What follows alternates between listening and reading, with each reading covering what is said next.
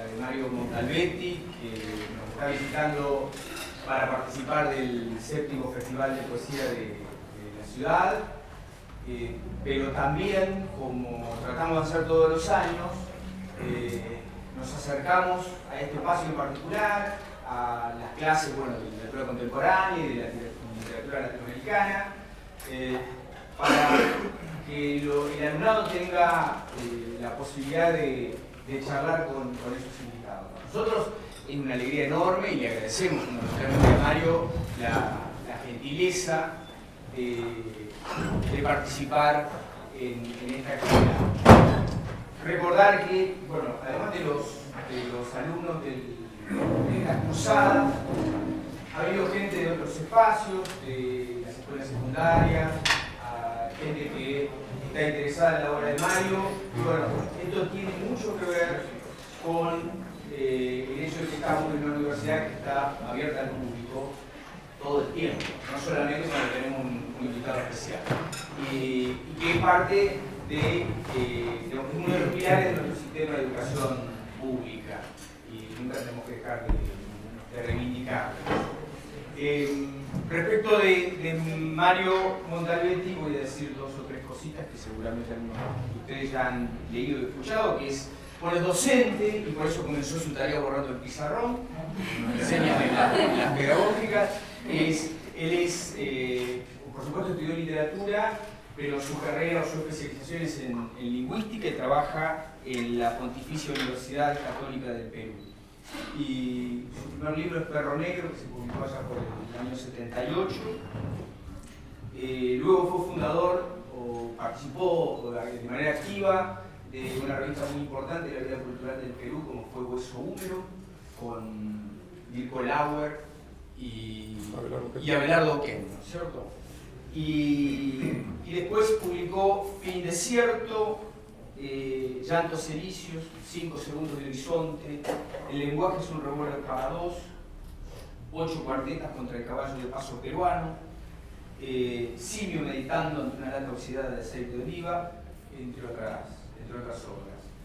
La idea es que hoy, siento que muchos de los que estamos acá tuvimos la posibilidad de leerlo, aunque sea de manera parcial, escuchemos leer algunos de sus poemas, él nos cuente algunas inquietudes, algo de lo que son sus problemáticas a la hora de trabajar, de escribir, de pensar la literatura, y que después dialoguemos, que aparezcan las preguntas, las cuestiones que a ustedes les interesan respecto de su trabajo. Así que Mario, adelante. Mi voz no es especialmente potente, o sea que puedo usar esto.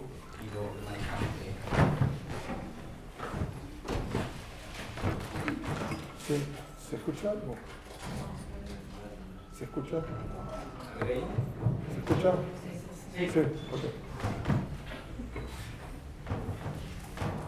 Entonces, tal cual, no solamente he borrado la pizarra, sino que comenzaré tomándoles un examen. Y esa es una buena forma de comenzar. Es un ejemplo que muchas veces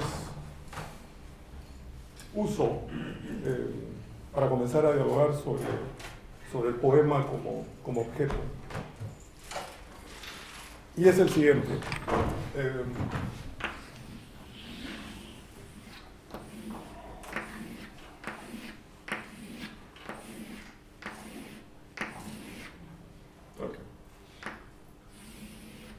Supongamos que ese es el globo terráqueo y estos son meridianos, y supongamos, por decir cualquier cosa, que esto que está acá es Bahía Blanca.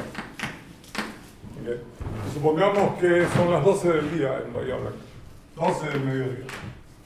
Entonces preguntamos, si son las 12 del día en Bahía Blanca, ¿qué hora es en Buenos Aires? Fácil, ubicamos dónde está Buenos Aires, está en el mismo meridiano. Por lo tanto, son las 12 del día en Bahía Blanca, son las 12 del día en Buenos Aires. Muy bien. Si son las 12 del día en Bahía Blanca, ¿qué hora es en Lima? Bueno, en Lima está por acá, y entonces son 2 horas menos. Cuando son las 12 del día en Bahía Blanca, son las 10 de la mañana en Lima. Si son las 12 del mediodía en Bahía Blanca, ¿qué hora es en Quito? Es muy fácil.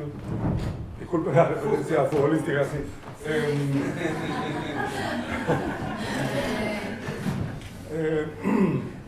En Quito también son las 10 de la mañana porque está en el mismo meridiano de Lima.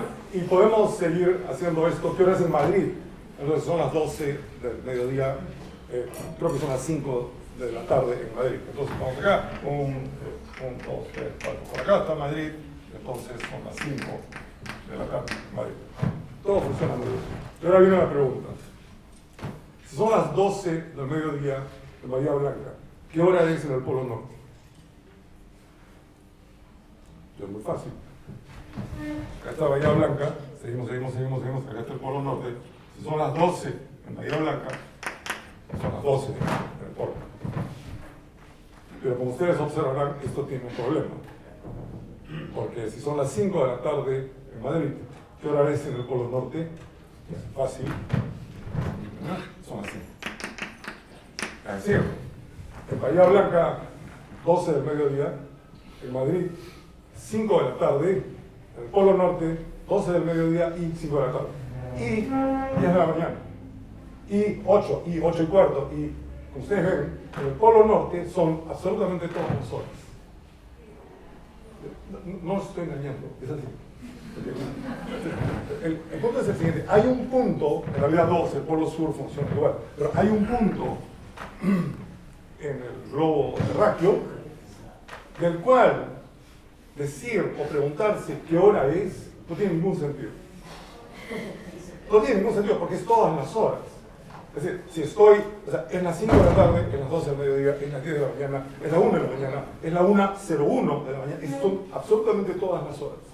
Si uno está exactamente en el punto este irreal o real, que es el Polo Norte. ¿Okay? La relación con el poema es exactamente esa. A mi juicio, el poema debe ser un objeto verbal que busca expresar el Polo Norte, que busca expresar aquello que da sentido a todos los usos horarios, pero que en sí no tiene ninguno. No voy a decir sentido, voy a decir significado. O sea, el Polo Norte es el lugar en el cual la pregunta ¿qué hora es? No tiene ningún significado. Y yo quisiera trabajar en un poema como objeto verbal, de tal manera que de ese objeto verbal, como el Polo Norte, no se pueda decir qué significa, sino alguna otra cosa. Es decir, es aquello que permite que las otras cosas signifiquen. Mi forma digna de decir esto está en estos pequeños poemas que a veces se llaman poéticas. Entonces tengo uno que alude más o menos a lo mismo, a esto, que se llama Objeto y fin del poema. Es de noche y tiene que aterrizar antes de que se acabe el combustible.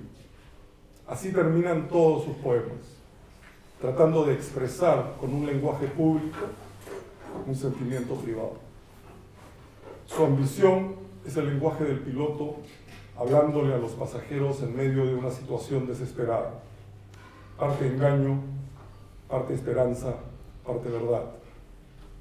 Todos los poemas terminan igual, hechos pedazos contra un cerro oscuro que no estaba en las cartas. Luego hallan los restos, el fuselaje, la cola como siempre intacta, el olor a cosa quemada, consumida por el fuego, pero ninguna palabra sobrevive.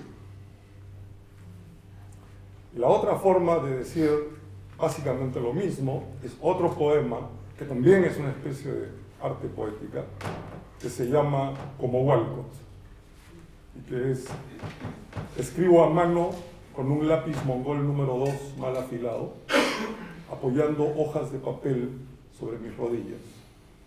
Esa es mi poética. Escribir con lápiz es mi poética. Si alguien pregunta ¿como quién quiero escribir?, respondo como Walcott. Esa también es mi poética. También esperar a que ella me muerda el cuello es mi poética. La salobre oscuridad del mar, la insistencia de sus golpes y el aire húmedo encima, lleno de pliegues, es mi poética. Ella pregunta como quién quiero escribir y yo respondo, no sé, como Walter. O más bien, mi poética es diálogo visceral de una buena vez, como en la ópera, sin esperar que ocurra una muerte especialmente interesante al final. Es mi poética. Lo del lápiz mal afilado es indispensable para mi poética. Solo así quedan marcas en las hojas de papel, una vez que las letras se borran y las palabras ya no se entienden, o han pasado de moda, o cualquier otra cosa. Podemos conversar ahora. Hay una serie de temas que tengo, que anoche estuve escribiendo, a ver si a alguno les llama la atención. Todo esto para evitar que me pregunten sobre mis poemas. Pero hay una razón para ello. Vamos a hablar sobre el Polo Norte, vamos a hablar sobre la diferencia radical que yo veo y en la que he insistido mucho entre el poema y la novela. Podemos hablar de las universidades, del desastre que es mi universidad en este momento, donde se está llevando a cabo una especie de revolución cultural, pero de signo opuesto. O sea, hay maoísmo de derecha en el Perú, donde a los intelectuales nos mandan a reeducar, no al campo, sino al campus, y nos enseñan en las mejores costumbres del liderazgo, tú sí puedes, emprendedor, gestión, acreditaje, etc. Pero en fin, vamos a hablar sobre eso. Podemos hablar sobre que mi formación es de lingüista, o sea, yo nunca estudié literatura, siempre me negué a estudiar literatura, y nunca he dictado, nunca he dado un curso de literatura, porque me gusta demasiado. Y entonces solamente mis clases son aburridas clases de morfología o de sintaxis, o estas cosas. Pero por ello mismo tengo una especie de mirada dentro del logro para una oposición que es fundamental, creo, en nuestros días, que es la oposición entre lenguaje y dinero. Que creo que es una oposición que es fundamental entender en la forma como nuestras sociedades se mueven en este momento. Podemos hablar sobre poesía peruana, siglo XX, básicamente. Y podemos hablar también sobre leer, sobre la ética de leer, y sobre leer como una poética. Podemos hablar de una serie de cosas. Y si a ustedes les interesa, yo no les puedo decir cómo haces tus poemas, no pregunten esas cosas, como no tengo la menor idea. Pero podemos conversar sobre mis poemas y en ese caso notarán cómo yo los desvío rápidamente hacia algún otro tema para tratar de evitar, así que me pueden regresar al poema. En fin, el asunto es, conversemos y veamos qué pasa. Mario, sí, precisamente me interesan todos los temas que has mencionado, absolutamente todos, ¿no? Pero hay el pequeño temita de la universidad, de esto que estás viviendo allí en Perú, este maoísmo de derecha, ¿no? Digamos, esta suerte de meritocracia, ¿no? Me gustaría que lo hable, que lo desarrolles un poco más, precisamente aquí, ¿no? Como laburantes de la universidad pública, en el inicio de un proceso que me parece bastante similar, ¿no? Sí, que es básicamente el retroceso de las humanidades, entendidas en general, y el menor peso específico de las humanidades dentro de la universidad, ¿no? Cuando yo entré a la universidad en el año 1970, y no sabía muy bien qué hacer, pero tuve mucha suerte, porque mi primera clase en la universidad fue un lunes a las 9 de la mañana, en un curso de lingüística, con un gran maestro, se llamaba Luis Jaime Cisneros. Clase de 9 a 11, a las 11 salí y dije, ya sé lo que quiero hacer con mi vida, quiero ser lingüista, porque me parecía la cosa más interesante del mundo. Y terminó ocurriendo, y no solamente terminó ocurriendo, sino que para mí la universidad era la versión del paraíso. Ir a la universidad, encontrarme con amigos, hay una biblioteca, para mí eso, dentro de mi absoluta estupidez, eso era lo que yo no quería más de la vida, sino pasar toda mi vida en la universidad. cosa que he hecho. He pasado toda mi vida en la universidad, en alguna o en otra. Pero la universidad ha cambiado muchísimo, o yo he cambiado muchísimo. Pero la universidad ha cambiado muchísimo. Y la universidad se ha convertido en algo muy extraño, ¿cierto? Originalmente la universidad, digamos la universidad del siglo XII inglesa o de la Edad Media, ¿no es cierto? Tenía solamente dos cosas que eran indispensables para la universidad, y no se molesten. Pero lo único indispensable para una universidad es una biblioteca y profesores. Los alumnos no son indispensables para una universidad. Pero es bueno tener alumnos con los cuales los profesores piensen, ¿no es cierto? Y es bueno tener alumnos que quieran ser profesores, que puedan decir los alumnos no son indispensables. Todo esto, como ustedes saben, cambia con el tiempo. Y hay gente que, en lugar de que el profesor borre la pizarra, contratamos a alguien para que borre la pizarra y entonces la tiza esté lista y hacemos todo eso. Entonces contratamos personal administrativo. Y el personal administrativo está ahí básicamente para hacer que entre la biblioteca, el profesor y los alumnos haya una especie de buena articulación, ¿cierto? Pero los locos tomaron el asilo por asalto. Es decir, la administración toma la universidad, ¿cierto? Y dice, ah, no, ahora los alumnos, los profesores y la biblioteca están a servicio mío. Ja, ja, ja, ja, y se ríen y creen ser una especie de personaje de cómic, ¿no es cierto? Pero sin mucha exageración, eso es lo que ocurre en mi universidad. Peor aún, porque en mi universidad hubo un momento en que los filósofos se tomaron en serio este gesto platónico de que los reyes deberían ser filósofos, los filósofos deberían ser los que... Entonces inundaron la universidad de burócratas que eran filósofos, que no eran filósofos, que sabían historia de la filosofía, no eran filósofos. Pero entonces aparecieron jefes de departamento, disculpen si ofendo a alguien, jefe de departamento, el jefe de la biblioteca, el jefe de la dirección de tal y la dirección de tal, se convirtieron en burócratas, ¿cierto? Con un carnet que decía, ah, pero soy filósofo, entonces sé algo sobre la zona. Y la universidad lo que ha hecho es básicamente convertirse en una agencia de empleo donde la industria peruana básicamente dice qué es lo que necesitamos que ustedes enseñen, ¿cierto? Y entonces aparecen, como al Perú le va muy bien gastronómicamente, ¿por qué no hacemos una facultad de la hamburguesa? ¿No es cierto? Entonces, claro, ahora toda la plata de la universidad va en este gran proyecto que yo lo llamo, tuve un encuentro con el rector en una charla pública. Le dijo, Montalbetti, tú dijiste alguna vez que acá lo único que vamos a hacer es hamburguesas. Y yo le contesté, no dije eso, pero pude haberlo dicho, y desgraciadamente no lo he dicho. Entonces él se rió, etc. Le dije, pero toda la plata de la universidad está yendo hacia una gran facultad para formar pequeños Gastones Apurios o grandes chefs peruanos que hacen esto. Y lo otro donde está gastando plata la universidad es en diseño, que está de moda. Diseño, modas, etc. Lo cual no está mal, es peruano, pero es tan asimétrico el desarrollo de mi universidad que ya estoy casi rendido y lo único que hago es poner tachibaos como en la puerta de mi oficina, pongo afiches puteando contra la universidad. Soy el único profesor que lo hace, además es sorprendente y todo el mundo viene a ver y me dice, ¿por qué no tienes Facebook? No tienes Facebook, no tengo Facebook, no me gusta el Facebook. Y entonces le ponen like a mis afiches.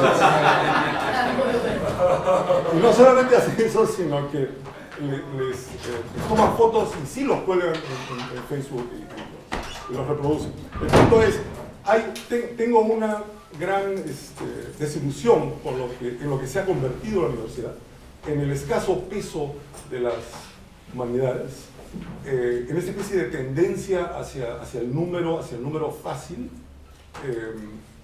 que hace que el proceso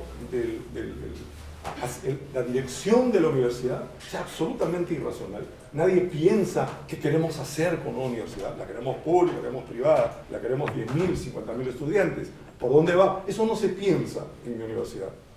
Y me temo que en muchas universidades latinoamericanas no se piensa. Que uno ya asume, ok, ganó el capitalismo, entonces tenemos que caer en esta especie de maoísmo de derecha. Y claro,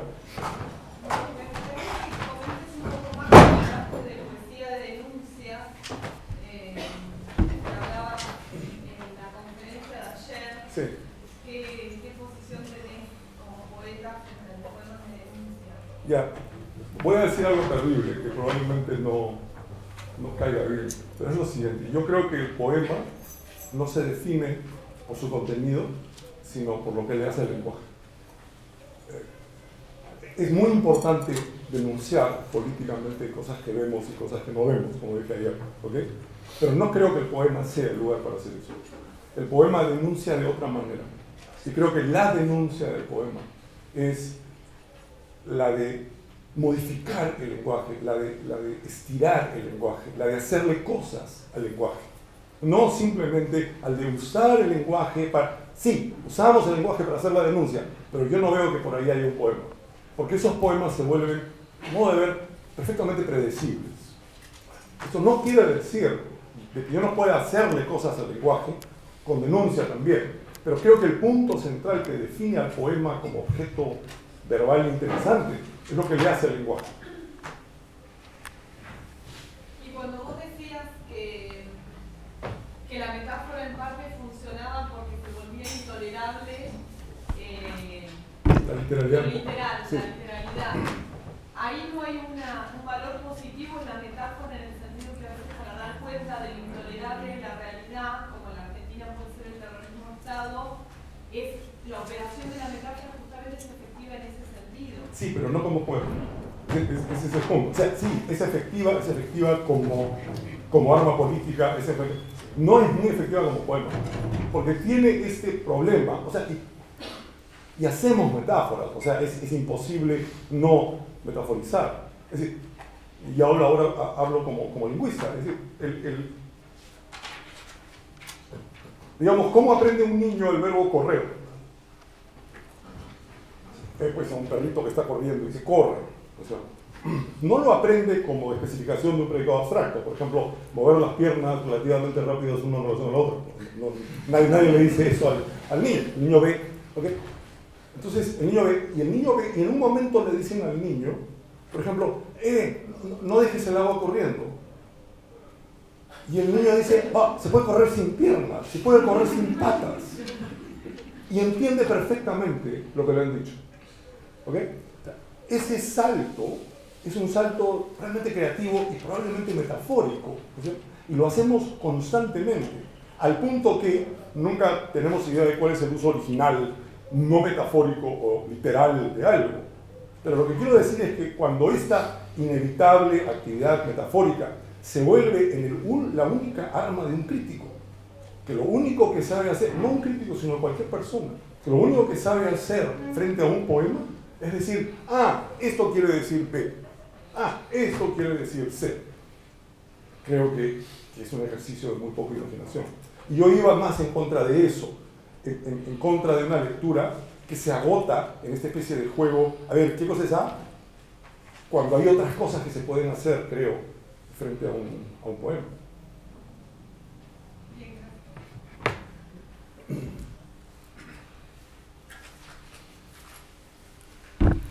Yo quería preguntar por la situación poética del Perú. Me parece que el Perú tiene unas distinciones, como lector lo veo yo, a diferencia de Argentina. Por ejemplo, Argentina tiene muchos poetas que son referentes, que son poetas, lo que podemos llamar poetas del interior. Pienso en Bustrias Ortiz, pienso en Leonidas Escudero, pienso en Ricardo Celarrayán, que son como referentes y que la centralidad de Buenos Aires, digamos, va a tomar esos poetas en consideración y va a modificar un montón de situaciones.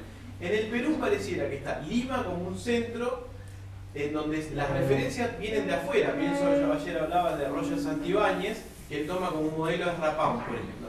Y no mira lo que pasa, por ejemplo, en la zona de Puno, o no mira lo que pasa él que viene de Piura, del norte de Piura.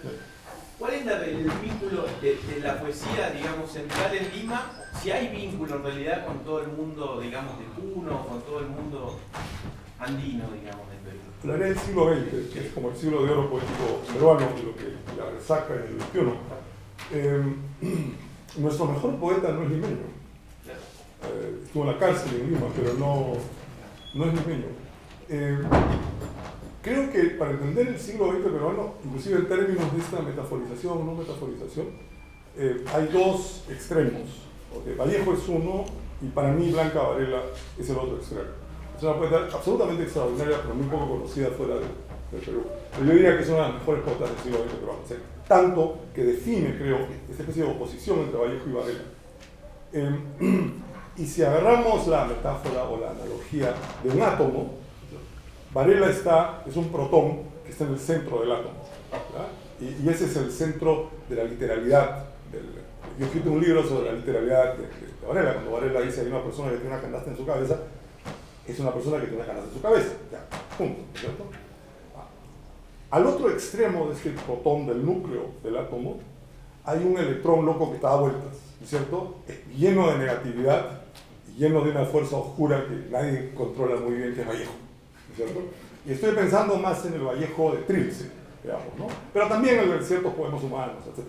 Que es un Vallejo absolutamente experimental, ¿cierto? Que tan experimental que nadie ha dicho grandes cosas interesantes sobre Trilce, salvo que es buenísimo, pero nadie exactamente lo ha explorado bien, ¿cierto? Yo creo que el siglo XX peruano se mueve en órbitas más o menos concéntricas, más o menos pegadas al átomo o a la periferia, entre el protón vareliano y el electrón vallejiano. Ahí está todo el resto. Este es simplemente una forma de entenderlo, no es mérito, no es este es mejor que el otro o lo que fuera. ¿Okay? Y luego hay ciertos átomos o ciertas partículas más o menos locas que dan vuelta por ahí. Nadie hace, a mi juicio de Guren, Guren hace ciertas cosas locas. Pero este es un poco digamos, el marco en el cual se puede entender. Luego aparece, en los años 70, 80, alguien como Roger Santibáñez. Roger Santibáñez pasa por muchas cosas, pasa por una cosa muy, muy experimental en su primera etapa, y luego algo le pasa, y luego se va a Estados Unidos, ¿no es cierto? Y sana. Y luego comienza a escribir unos sonetos absolutamente alucinados, pero con un lenguaje coloquial, doméstico, chicas palteadas por las puras, dice, paltearse en castellano, pero no sé, es confundirse. Chicas palteadas por las puras, y después todo el soneto termina de una forma muy barroca, muy elegante, muy medida y muy mesurada. Está ahí, es una especie de eje experimental hacia Vallejo, pero con una fuerza inercial hacia el centro del poema. El centro del poema, no solamente para el Perú en el siglo XX, sino en general, creo yo, en castellano, es el soneto de Garcilaso. Yo creo que si hay una especie de casa del poema, es el soneto de Garcilaso. Y Garcilaso comienza, es una buena anécdota, Garcilaso comienza a escribir poemas por un dato que le da el embajador español en Italia. Están en Sevilla porque hay un matrimonio de algún Carlos y se juntan y hace muchísimo calor, y entonces el embajador dice: oye Garcilaso, ¿por qué no nos vamos a Granada un rato mientras dura la preparación de las bodas? Está un poco más fresco. Y se van a Granada, y en Granada el embajador le dice: ¿tú sabes lo que están haciendo los italianos? Están haciendo unas cosas que llaman sonetos. ¿Cómo son los sonetos? Son así, riman así.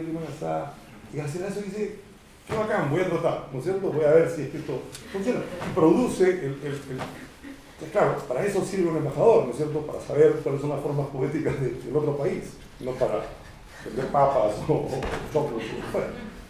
Y entonces Garcilaso como que le impone al castellano esta especie de gran casa a la cual regresamos, a veces no de manera exacta y formal, al endecasílabo, a ciertos ritmos, a ciertas cosas. Creo que eso es lo que le pasa a gente como Roger. Y en efecto, el dimenismo centralista es muy fuerte, pero aparecen personas, sin embargo, que son de la provincia y que escriben excepcionalmente bien. Leopoldo Luques es uno que acaba de ganar hace 2 años el premio Copé, que es puneño, muy, muy bueno. Pero sí, pero digamos que yo creo que el panorama peruano se ordena en base a este esquema que... Toda la generación del 50, Bueno. Yeltsin, tanto Lima. Yeltsin es un caso extraño. Se fue a Italia después. Se fue a Italia, era homosexual, Le faltaba ser miembro del Partido Comunista para que nadie lo quiera en Lima. Sin embargo, todo el mundo lo ama a Eyelson. Es una especie de Chibolet en la literatura peruana, porque todo el mundo menciona a Eyelson y dice, ay, ya, bueno. Pero nunca se ha discutido Eyelson sobre por qué. Como, por ejemplo, muchas cosas de Antonio Cisneros están ya en la habitación en Roma de Eyelson, etc. Pero sí, Eyelson, pero no solamente Eyelson, sino también Washington Delgado, también Deusto, también Bell, y hay un montón de gente que circula. Pero diría, los dos gran apoyalibros al final de la estrategia serían Varela y Eyelson. ¿Y el surrealismo crees que fue epidémico en el Perú específicamente? Por alguna razón, los libros surrealistas se venden muchísimo en las librerías peruanas. Cuando hacen cuál es el libro más vendido, siempre hay una antología de poesía surrealista. Les encanta los libros. La antología hecha acá de Pellegrini, se ha vendido en el Perú 1000 veces. Sí. Y se ha pirateado, porque todo el mundo tiene un ejemplar de la... Por eso digo, en contraposición a la literatura brasileña, donde el surrealismo no ha tenido un gran calado. Y donde, salvo Moro, no hemos tenido grandes surrealistas. O sea, salvo esta especie de, qué bacán decir esto, medio raro. ¿Y Westphalen? Emilio Adolfo Westphalen. ¿Como surrealista? Sí, me imagino que se puede incluir. Pero es un surrealista amable, digamos, ¿no? Sí.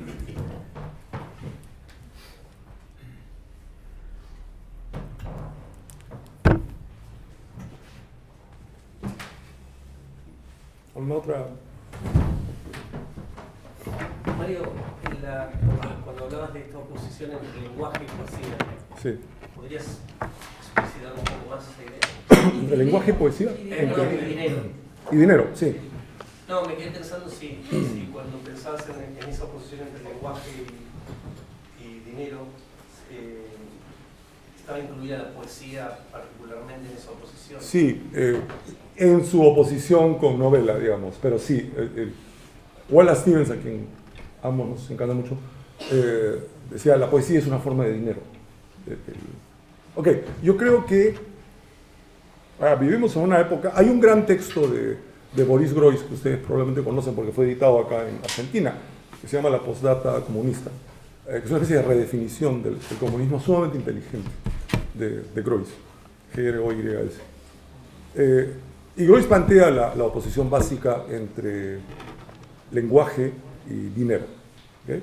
El mantra común de nuestra época, del liberalismo básicamente, es que la economía no pasa por la ideología. Entonces, lo que hace el ministro de Economía... Lo que hace, ahora sí, lo que hace un ministro de Economía es simplemente trabajar en una especie de vacío donde se aplican las leyes de la economía, pero no hay ideología, lo cual es absolutamente falso, pero ese es el mantra que repite el liberalismo constantemente. Pero ¿qué cosa quiere decir esto realmente? Con dinero no se piensa con lenguaje, ¿cierto? Por lo tanto, últimamente lo que se quiere decir es que hay una especie de núcleo económico, de leyes económicas duras, a las que no tiene acceso, o no debería tener acceso el lenguaje. Un gran ejemplo de esto fue, por ejemplo, el primer ministro de Economía que tuvo el gobierno del actual presidente peruano Kuczynski, Torne se apellidaba, contrató como jefe de la SUNAT. La SUNAT es la Superintendencia Nacional de Tributación, es decir, el ente que recaba impuestos en el Perú. Contrató como director de esta entidad a un fujimorista, que era un enemigo acérrimo de Kuczynski. Y la explicación del ministro de Economía fue la siguiente, y literalmente dijo esto: a una persona no hay que juzgarla por sus ideas. O sea, da lo mismo lo que pienses, ¿no es cierto? Pero por favor recauda impuestos. Esta es un poco la idea de que la economía va por sí sola, ¿cierto? No engancha con ningún otro engranaje, especialmente no engancha con el lenguaje. ¿Y por qué es importante que el lenguaje, que esto se invierta, que es la idea de Groys? O sea, la idea para Groys, el comunismo debería redefinirse simplemente de la siguiente manera: el lenguaje domina la economía. El lenguaje, la ideología, domina la economía. Es decir, nosotros le decimos a la economía qué es lo que la economía va a hacer. No es que la economía simplemente gira autónomamente sin hacer caso de lo que pensemos. Y esto tiene consecuencias. Una de esas consecuencias es que la poca importancia del lenguaje, ¿no es cierto? Inclusive, esta especie de idea que creo que está al servicio del liberalismo, de que uno piensa con palabras, uno no piensa con palabras, ¿no es cierto? Uno piensa con lenguaje entero. Estamos inundados por esta cosa, inclusive religiosa, ¿no es cierto? Una palabra tuya bastará para salvarme, le decimos a Dios. Si lo que dijéramos fue un lenguaje tuyo bastará para salvarme, tendría yo más chance de convertirme a algún tipo de cristianismo. Pero esta idea de que lenguaje no es lenguaje, sino que son las palabras las que importan. ¿Qué es lo que arrastra y lo que toma el Internet? El lenguaje del Internet es básicamente piensa con palabras, cosa que no se puede hacer. ¿No? Por ejemplo, si ustedes quieren preguntar en Internet cuál es la capital de Honduras, ¿no es cierto? Fuera de Internet, si quieren preguntarle a un amigo cuál es la capital de Honduras, ¿qué cosa hacen? Bueno, formulan una pregunta. ¿Cuál es la capital de Honduras? Y el amigo dirá cualquier cosa, ¿no es cierto? Pero esa es la forma, la pregunta es una forma humana. De repente las abejas tienen lenguaje, pero no hacen preguntas. Los únicos que hacemos preguntas somos nosotros. Pero el Internet ha cambiado eso. En Internet no se hacen preguntas, por ejemplo. Si ustedes quieren preguntar en Internet cuál es la capital de Honduras, ¿qué cosa hacen? Ponen Honduras capital en Google. Y apretan un botón y aparecen todos los contextos en los cuales aparece la palabra Honduras y la palabra capital.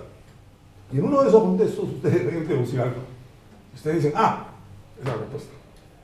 Estaba en Google, ¿cierto? En Google está todo. Pero noten lo que hace Google. Lo que hace Google es eliminar la forma pregunta. Y eliminar la forma pregunta es eliminar una de las cosas más esenciales que tiene el ser humano con el lenguaje. Como un dato o más. El punto es, regresando al anterior, que el lenguaje aparece como una especie de anexo poco interesante frente a lo que realmente es importante en una sociedad, que son los números y el crecimiento del Producto Bruto Interno o lo que fuera, ¿cierto? Eso tiene un reflejo en la relación entre el poema y la novela, por ejemplo. Porque el poema sí es el último reducto que dice no, la ideología, el lenguaje es más importante que la economía. Y esto proviene de algo extraordinario que ocurrió en 1995 en la ciudad de San Francisco, donde se produjo el primer foro sobre el estado del mundo. Y lo que les voy a contar es real y pueden googlear, aparece, ¿okay?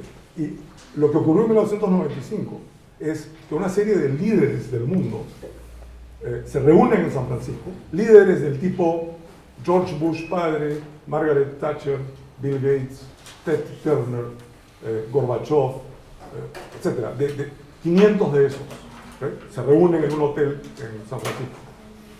¿Y cuál es el tema? El tema es lo que ellos llaman la Sociedad 2080. La Sociedad 2080 es lo siguiente. Se ha descubierto que para que el mundo como una máquina perfecta funcione eficientemente, necesita solamente el 20% de la población que actualmente tiene. Ese 20 de 2080 es el 20% eficiente, ¿okay? El 80%, pueden imaginar lo que es la gente que sobra en el mundo, ¿no? Y el tema de la conferencia es ¿qué hacer con ese 80%? Dicho ya claramente. ¿Y qué se hace con el 80%? Discusión viene, hasta que Brzezinski, que fue secretario de Seguridad Nacional del presidente Carter, vino y acuñó un término, en inglés era tititainment. Entonces, basado en entertainment, en entretenimiento. Y titi es la versión doméstica, vulgar, no vulgar, de tetas en inglés. Entonces, el término acuñado en castellano sería entetanimiento, ¿cierto? ¿Y qué cosa es el entetanimiento? Hay que hacer que el 80% mame, pues, ¿no es cierto?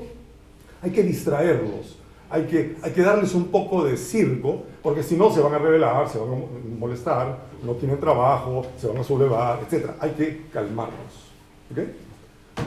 Esto se vuelve mucho más sorprendente todavía. Entonces, ¿qué hace Brzezinski. Brzezinski dice, bueno, ¿quiénes son los capos del entretenimiento? Hollywood.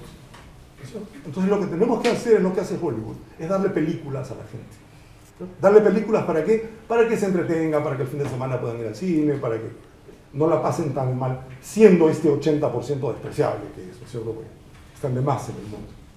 Y entonces, ¿qué hacen? No solamente Netflix, o sea, lo que hacen es aliarse con las artes visuales. Entonces las artes visuales comienzan a ser el gran aliado del liberalismo, ¿cierto? Y claro, las artes visuales venden sus productos, los artistas son las estrellas, etcétera, todo lo que es arte visual, los actores, el cine, etcétera. Hay excepciones, pero digamos, esta es la idea de la conferencia. Y ahí ocurre el quiebre, y es que la novela dice, ¿y nosotros? Nosotros que éramos el gran entretenimiento del siglo XIX, con eso del XX, ¿qué pasa con nosotros? Entonces se molesta la novela. Y la novela se molesta y es celosa de las artes visuales. Y la novela quiere ser como las artes visuales. Entonces todas nuestras novelas se parecen, las contemporáneas, digamos, se parecen cada vez más a las artes visuales. O sea, ¿cuántas novelas contemporáneas, por ejemplo, ustedes han releído? Poquísimas, ¿no es cierto? Comparado con Moby Dick o El idiota de Dostoyevsky o lo que fuera. No, son productos, lo que llamamos biodegradables, las leemos y las botan. Ya está. ¿Por qué? Porque sirven para el entretenimiento, ¿cierto? La música era una posibilidad, pero la música siempre es dionisíaca, ¿cierto? Entonces, el liberalismo le gusta la música, Sony, ponemos nuestros MP3, MP4, pero en el fondo no es confiable la música, porque la música tiene una cosa medio satánica, medio, ¿no es cierto? Y el poema, la poesía es como la hermanita autista de la novela, ¿no es cierto? Nadie quiere meterse con ella, está ahí, la llevas a dar una vuelta al parque, ¿no? Pero la escondes para los... Entonces, nunca invitan poetas a los grandes eventos, a las embajadas, etc. No, invitan a los novelistas, invitan a los cineastas, invitan a los músicos a veces, pero nunca a los poetas. Los poetas siempre son los loquitos inconfiables. Cuando hay, yo lo he dicho varias veces, cuando hay una comisión investigadora en mi país, cuando ocurre una masacre, entonces llama a una comisión, ¿a quién llama? A Mario Vargas Llosa. Inclusive el anterior al actual, ¿no? O sea, porque es lo que expresa la seriedad es la novela es seria, ¿cierto? Tiene valores éticos, la novela expresa ciertas cosas, el poema no, el poeta, nadie se le hubiera ocurrido invitar, no sé, pues a Antonio Cisneros a ser el presidente de la comisión investigadora de la masacre de donde sea, no. ¿Por qué? Porque y justamente el poema tiene la ventaja, casi, el poeta tiene la ventaja de ser esta especie de hermanita autista que no engancha muy bien con todo lo que está pasando liberalmente en la sociedad. Entonces sí hay una conexión entre, y es claro, ¿no es cierto?, que la novela actual se ha vendido básicamente al mercado, ¿no es cierto?, es parte del mercado, con las excepciones que todos conocemos. Y el poeta no entra al mercado, son casos muy, muy ocasionales. El poeta no entra, el poeta se mantiene, y el poema se mantiene como una especie de reducto del lenguaje en contra del mecanismo del dinero. He hablado de eso. ¿Y los ensayistas?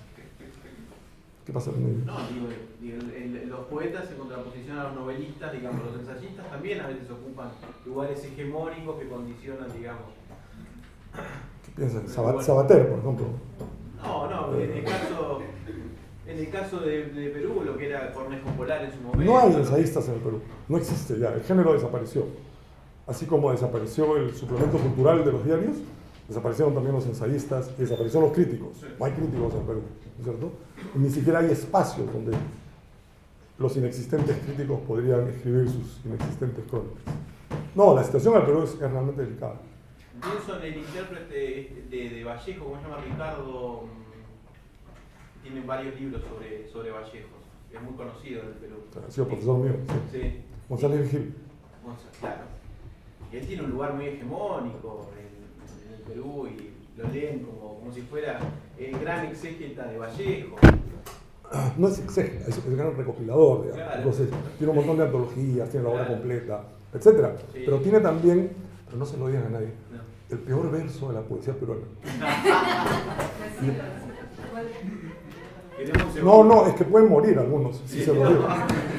El peor verso. Y esto fue detectado por un novelista peruano, Alonso Cueto, que es muy amigo mío, que lo reveló en México, y hasta el día de hoy no se la perdona, por supuesto, González Gil. González Gil produce el cine. Prepárense, pero realmente Asumimos el riesgo. Sí, sí, así se los he advertido. Él escribió alguna vez lo siguiente: Perú, puré del mundo. No, pero además, no solamente que es pésimo, ¿no es cierto? Es espantoso, sino que imaginen ustedes el satori que ocurrió en la cabeza del autor cuando dijo Perú, puré, acá tengo algo. Y sí, tuvo algo que es el peor verso de la poesía peruana. Debe haber una antología de los peores versos. Yo, Mario, quería hacerte una pregunta en relación a, vos ayer hablaste sobre la metáfora y la literalidad. Si a la hora de escribir, vos, en tu proceso de escritura, ¿qué papel tiene el ritmo, el sonido de la literalidad, digamos, como dentro de sos lingüista, como, no por retomar a la idea del soneto, pero bueno, como si lees Sí. en voz alta, si Sí. estás prestando atención en eso, y como, digo, la literalidad a veces cuesta eso, ¿no? Como, Sí. bueno, ¿qué pasa con el sonido del poema? Que es no solo la literalidad, sino la materialidad del poema, ¿no es cierto? Y yo tengo muchos poemas que confían en ello, es decir, confían en que hay algo que se está transmitiendo, no por las referencias del poema, no por lo que dice el poema, sino por... Este es un ejemplo favorito mío, que es La Gota Fría. ¿Conocen este vallenato maravilloso? ¿No es cierto? ¿Cómo comienza? Comienza así: acordate, Moralito, de aquel día que estuviste en Urumita y no pudiste hacer parranda. ¿Ok? Ahora, escuchen. Si alguien puede cantar, ahora, fíjense, basta. Fíjense dónde va el acento. ¿Ya? Acordate, Moralito, de aquel día que estuviste en Urumita y no quisiste hacer parranda. A, I, A. Acordate, Moralito, de aquel día que estuviste en Urumita y no quisiste hacer parranda. ¿Cómo sigue? Te fuiste de mañanita. Ahora es I, A, I. ¿Y cómo sigue? Sería, y cambia el acento, como lo hace en el vallenato acá, sería de la misma rabia. A, I, A. Entonces, la canción comienza con A, I, A. Después comienza I, A, I. Y después I, A, I, A. Entonces, cuando yo pongo esto a veces en mis clases, digo, uy, pero y el maestro Zulueta era consciente de eso. Pero no es cierto. O sea, lo que el maestro Zulueta tenía era lo que se llama una gran oreja, ¿no es cierto? Que sabía que esto funcionaba. Pero cuando uno lo descubre, uno se da cuenta que hay ciertos mecanismos en el poema que da lo mismo, no da lo mismo lo que digas, pero que junto a lo que dices hay otra cosa que se está moviendo, ¿cierto? Y que es mucho más difícil de hacer, pero que es casi fundamental en el caso del poema, ¿no es cierto? Que es lo que a veces yo llamo el sentido del poema, es decir, todas aquellas prácticas no referenciales, no significativas del poema, sino aquello que viene, que solamente se logra con el decir del poema. De sentido como dirección. Sentido como dirección, como viada, como dirección, como movimiento del poema. Como iracia. Iracia, así es. Pero no solo Así en es. lo fónico. No, no solo en lo fónico, también en lo fónico. Este es un ejemplo de que es en lo fónico. O sea, no es como lo semántico único de Jacob. No. Y por eso si algo que a mí me interesa es postergar el significado del poema y quedarme en esta zona anterior, presemántica casi, del poema. Sí. ¿Y corregís mucho? ¿Perdón? ¿Corregís mucho? Cuando no sale bien, sí. A veces, sí, normal, depende del tamaño del poema. Okay. No, en realidad, no es verdad. Hay, como en todo, y probablemente hay poemas que salen y uno se da cuenta que ya están. Entonces uno los deja ahí 6 meses y en efecto ya estaban. Y hay otros que sí hay que meterle mucho más. ¿Sí? Una pregunta. Sí. ¿A qué te referís? O si me podés explayar un poco esta noción que dijiste de que lo importante del poema es lo que hace con el lenguaje. Por ejemplo, ¿qué tipo de operaciones te parece que son interesantes de realizar sobre el lenguaje en un poema? ¿Cómo lo plantearías? No sé si es interesante la palabra. Bueno, todo el lenguaje está gobernado por una gramática, ¿no es cierto?, que te dice qué es lo que puedes decir, qué es lo que no puedes decir. De hecho, desde Aristóteles, ¿no es cierto?, el único lenguaje que vale la pena es el lenguaje que tiene sentido, que tiene significación. O sea, Aristóteles, inclusive, y esto llega hasta el siglo XX, Aristóteles dice, si no significa nada, algo, entonces eso es como lo que dicen las plantas. Ese es el ejemplo que da. Las plantas no dicen nada. Entonces, si uno dice, incoloras ideas verdes duermen furiosamente, es un ejemplo de Chomsky. Entonces, dicen, no, eso se desecha. ¿Okay? Y esta idea de que solamente lo que hace sentido, solamente lo que hace significado es lo que es valioso en el lenguaje, creo que es un error. Creo que hay un montón de cosas que están al margen de los significados del lenguaje, que son sumamente importantes. El producir sin sentido es muchas veces muy, muy importante. Y creo que lo que se le hace al lenguaje, volviendo a tu pregunta, es decir, ¿qué es la parte interesante? ¿Qué es lo que el poema hace con el lenguaje? Es empujar y romper y extender. Es un poco esta idea de que se puede correr también sin patas, por ejemplo. Estos saltos imaginativos que hacemos, que pueden ser semánticos, que pueden ser fónicos, que pueden ser sintácticos, que pueden ser de cualquier naturaleza. Hay un ejemplo...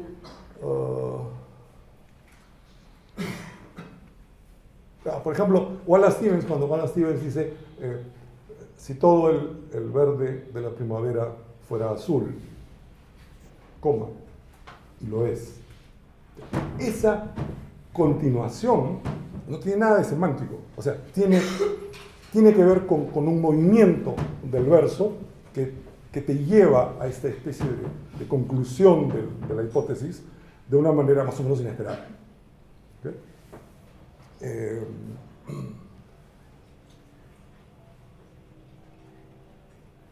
Es decir, yo diría, un poco generalizando, que lo que se le hace al lenguaje es romperle esta autonomía de la significación en base a reglas predeterminadas, ¿cierto? Y entonces casi cuando la gente dice no se entiende, ¿no? Eso es un logro maravilloso. Porque además, y esto también es algo que la novela hace, hay que entender todo la primera vez. O sea, a nadie se le ocurre que hay textos que son difíciles, ¿no? Que hay que leerlos 6 veces para poder sacarle algo. No, si no se saca algo a la primera. Yo di una vez un curso en verano sobre Derrida y nunca me había pasado. Una persona comenzó a llorar en la clase. Y entonces yo le digo, ¿pero qué te pasa? Y me dice, es que no entiendo. O sea, lloró por debilidad cognitiva. No entiendo esto. Entonces yo le pregunté, ¿y cuántas veces has leído el texto que era una lectura así? Una vez. Dije, una vez no lo vas a entender, tienes que entenderlo 8 o 10 veces. Prepárense Hay textos difíciles, no todo es un periódico. Pienso no, por favor. Yo tengo una pregunta. Este corrimiento del significado del poema, que no significa, que es un sentido que va en movimiento, en algún momento hay que detenerlo, ¿no? Para poder comprenderlo. Sí. Ahí, en ese sentido, se acerca, para que yo pueda entenderlo, Sí. al concepto de significante flotante, este botón de Capitroné que se... Exactamente, eso es lo que aparece en el libro Cantas. Es decir, en efecto, uno difiere el canje por el significado, ¿verdad? Pero lo que dice, ya directamente yendo al seminario 20 de Lacan, lo que dice es que el sentido, lo cito, el sentido indica la dirección de su propia falla. Es el propio encallamiento. Es decir, el destino del sentido, porque no se puede mantener esto, ¿no es cierto? En algún momento hay que meter un gol. O sea, no puedes, disculpen. Dale. Estuve toda la noche pensando la... Eso es puro significado. Quiero decir, está muy bien hacer algo, pero digamos, todo esto tiene que encallar, ¿no? Ahora, cuando uno, que es un poco la idea de la autopista, ¿cierto? El sentido es la autopista, uno va en una cierta dirección, pero digamos, en algún momento tú sales de la autopista para llegar a un pueblo, encallas, pop, significado, ¿cierto? No es que no se pueda, porque si no encallas no hay sentido tampoco, ¿cierto? O sea, tienes que encallar, esa es la inmolación maravillosa del Señor, tienes que encallar, pero tienes que retomar nuevamente la autopista. Entonces sí, y ese es el poder capitón. O sea, en algún momento tú tienes que decir, hay significado, placa. Porque solamente si hay significado es que se puede aprender el sentido. Sí, eso es exactamente. ¿Y la segunda pregunta? Y la otra tenía que ver con la relación entre la sintagmaticidad del habla y la conjugación con el sistema de la lengua, pero subvertido. Ya. Estamos hablando para el inicio. Perdón. Sí. Todo depende. ¿Hasta dónde podemos? Estructuralismo. Okay. ¿Qué es el estructuralismo? El estructuralismo es básicamente la idea de que el valor de un elemento depende de su posición en el sistema. Okay. ¿Cuál es su posición en el sistema? Hay dos posiciones en el sistema. La posición que se llama sintagmática, es decir, uno acostado. El perro duerme en la cocina, es la relación en presencia de todos sus elementos. Y la otra es una posición que se llama en ausencia, que es el perro duerme en la cocina, puede ser el cocodrilo duerme en la cocina, puede ser el gato, es lo que se llama la oposición paradigmática en ausencia. Y todo el estructuralismo funciona en base a estas dos oposiciones. Y sí, y hay un problema con eso. Hay una forma de solucionar esto que se llama hiperestructuralismo. Y el hiperestructuralismo es una radicalización del estructuralismo que hace que esta columna vertical en que puedes canjear gato por cocodrilo, por perro, etc., desaparece. Y que lo único que tiene son las oposiciones que están en presencia. Eso tiene otro problema. Y el otro problema es que estas sintagmatizaciones, estas unidades sintagmáticas, no pueden ser muy largas. O sea, tienen que ser más bien cortas, etc. Es decir, hay formas de solucionar, al menos teóricamente eso, pero eso persiste como un problema. ¿Sí?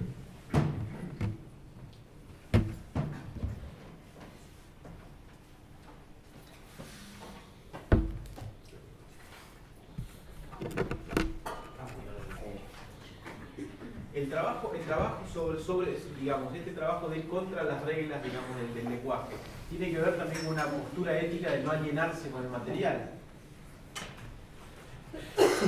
Sobre todo la postura ética de no decir lo que... Porque creo que lo mencionaba en algún momento, creo que en un treflo lo mencioné. Hay un problema entendiendo libertad de expresión como represión, es decir, no me dejan decir ciertas cosas. En realidad, Foucault tiene una idea distinta, y la idea es que el Estado y el poder siempre te deja decir cosas, con tal de que sean las cosas que ellos quieren escuchar.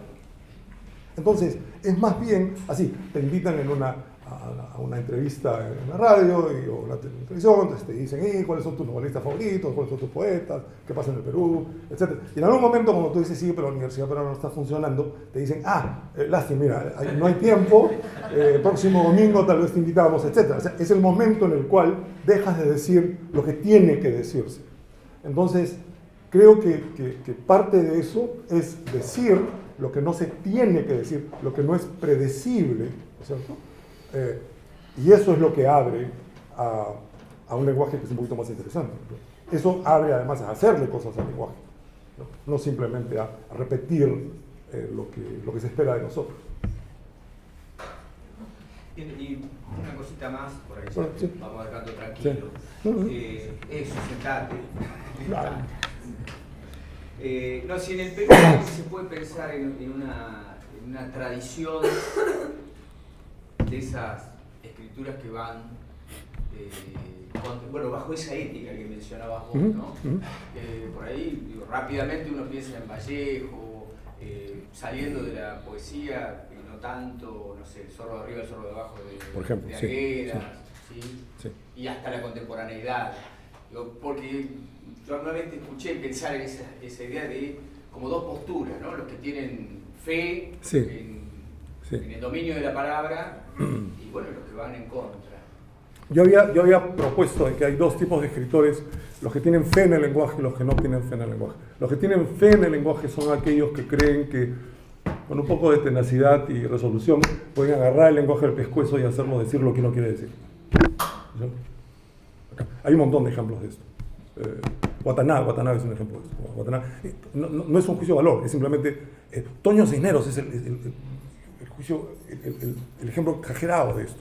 Toño Cisneros pensaba que él estaba diciendo, él estaba haciendo decir al lenguaje lo que el Toño Cisneros decía. ¿No es cierto? Toño Cisneros, si no conocen, merecen leerse antes de que se apague su llama. Pero para que entiendan a Antonio Cisneros una vez me invitó a su casa, donde tenía una pecera.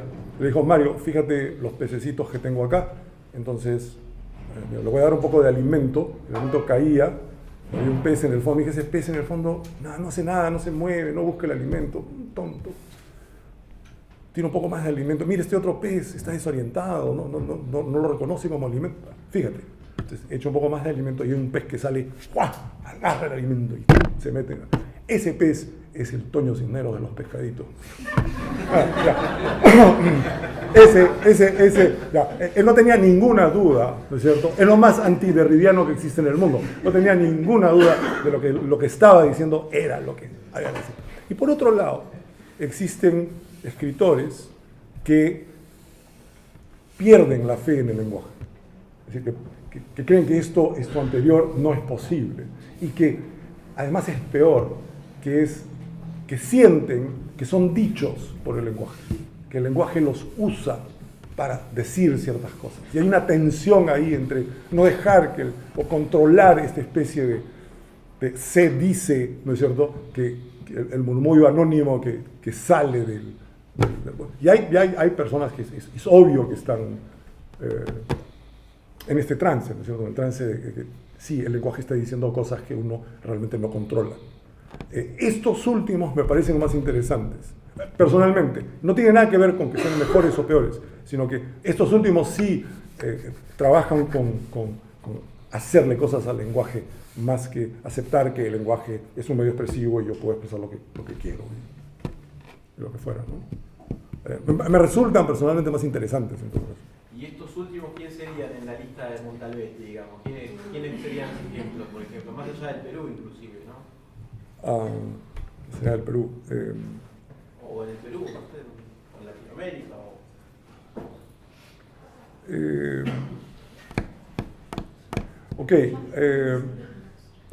Martínez, la generación esa chilena, Martínez, Zurita, Maqueira, por ejemplo. ¿Ya? Esos tanto están problematizados con eso que usan imagen, cosa que no hacía la generación anterior chilena, digamos, ¿no? La de Han para atrás o lo que fuera. Zurita es un caso extraño entre la fe que tiene y la fe que pierde, porque lo hace en el mismo verso. En el mismo verso tiene fe y la pierde, pero así, nunca he visto algo tan extraordinario. Pero nadie, digamos, físicamente ha tirado palabras sobre la cordillera de un país, como lo ha hecho Zurita, ¿no es cierto? Agarra palabras y las avienta en contra de un cerro, del mar, no sé, es un caso extraordinario de esto. Entre nosotros, en Argentina, por ejemplo, lo que hace Kamen Sain, ¿no es cierto?, es un lenguaje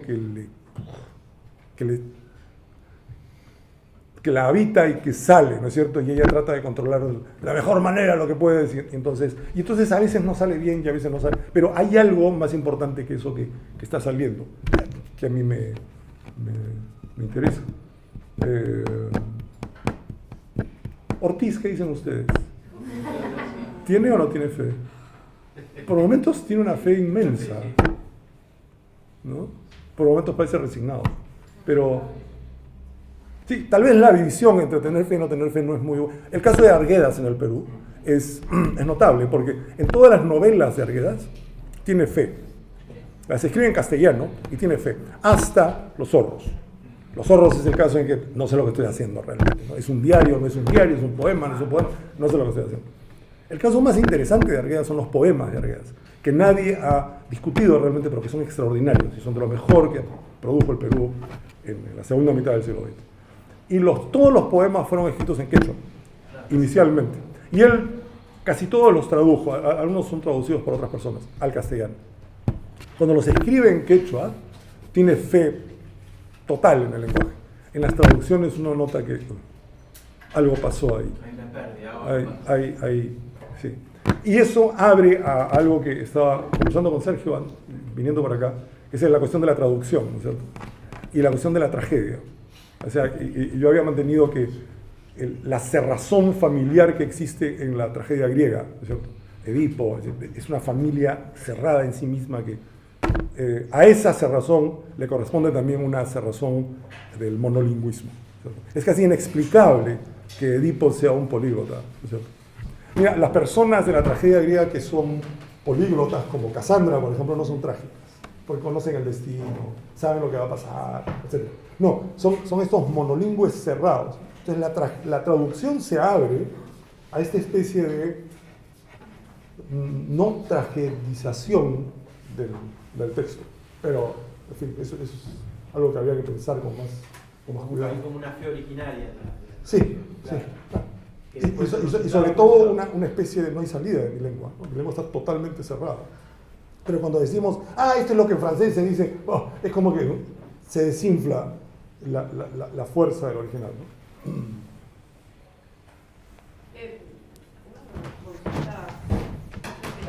va a salir formularla bien, ¿no? Porque no tengo el diagnóstico inicial claro, pero digo, no sé si podemos decir que el lenguaje o algunas palabras, no lo sé, en política, por lo menos actualmente, digo, hay como una gestualidad que no sé si llamar como vaciamiento, ¿no? Realmente no es el término exacto, pero se está utilizando como de otro modo el lenguaje en la política y cierta terminología. No sé si me podés como decir cuál sería tu diagnóstico y qué efectos tiene eso para el trabajo del lenguaje en la poesía. El maestro Lacan ya lo había formulado con gran precisión, lo que se llama el significante vacío, ¿no? Entonces hay ciertas palabras que no significan nada, y cuanto menos signifique, son mucho más poderosas para control discursivo político. O sea, por ejemplo, un caso típico de esto es la democracia. Es el término democracia, ¿no? El término democracia no significa absolutamente nada. ¿Qué hace que, por ejemplo,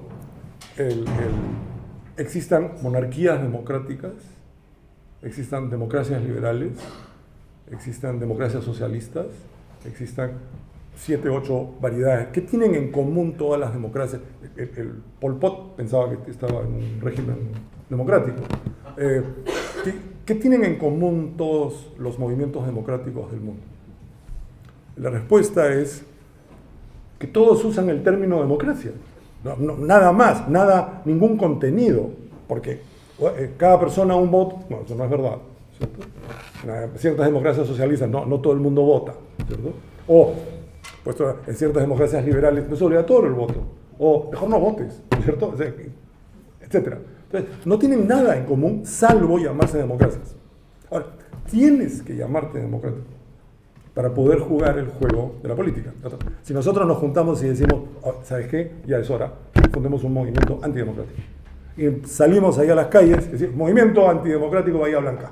No tenemos ninguna chance de que nos den un solo voto. ¿Por qué? Porque nos hemos declarado antidemocráticos.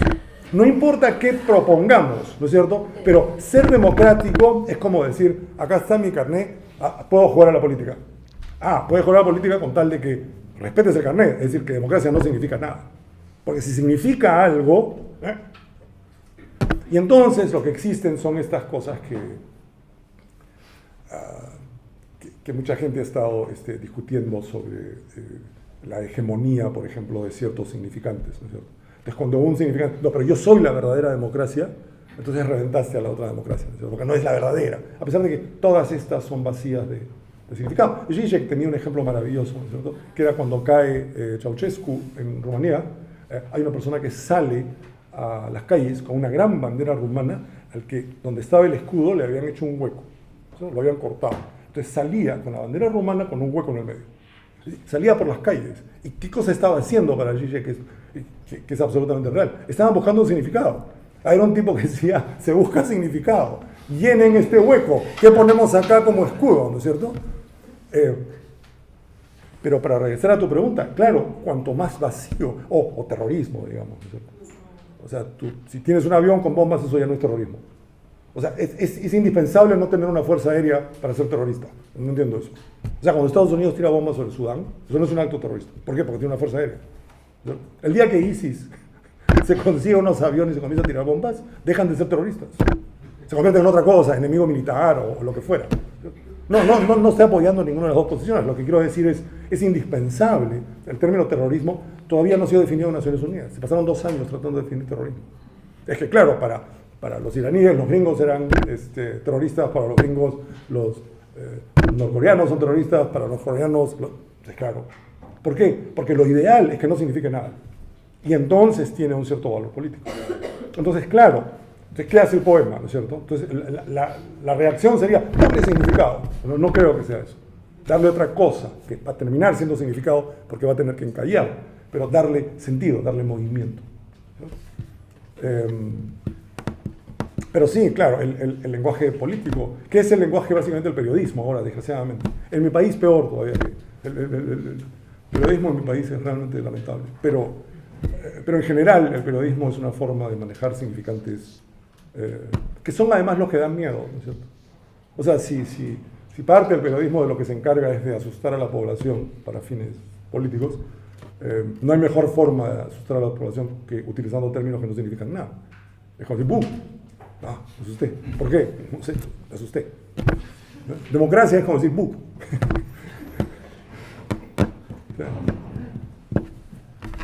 Vos trajiste una propuesta poética muy interesante.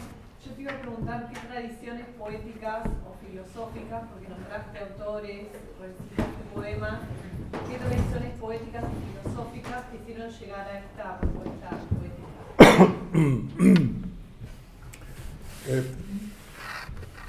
La idea de traer una propuesta es peligrosa para mí, porque yo no trato de convencerlos de nada. O sea, yo no quiero... Y esa es una de las cosas maravillosas del poema. El poema es el lugar donde nadie trata de convencer a nadie de nada. Acá está nomás. ¿Okay? Pero no trato... Yo le digo, yo veo las cosas así.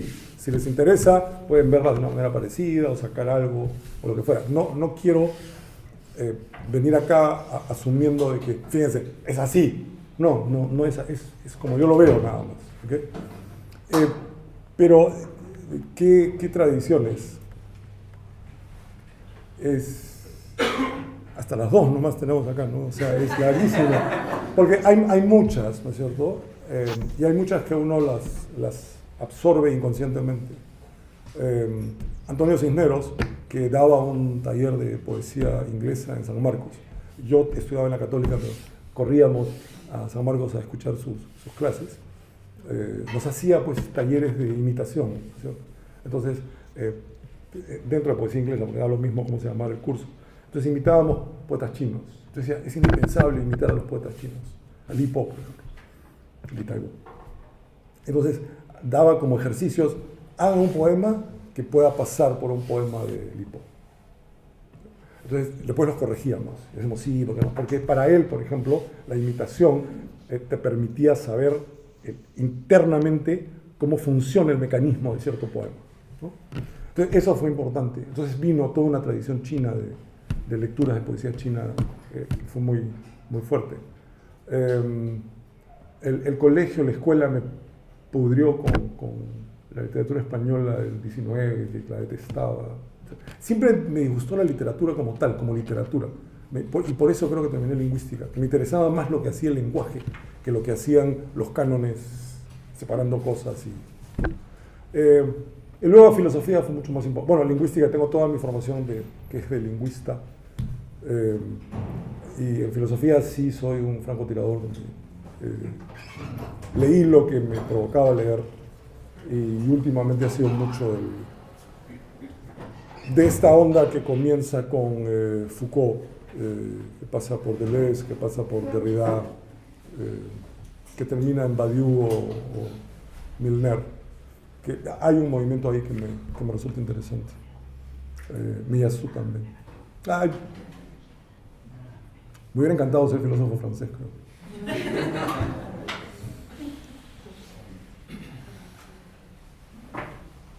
Bueno, no sé, Mario, Si quieren seguir, seguimos. estamos muy contentos, así que te vamos a dar. Gracias.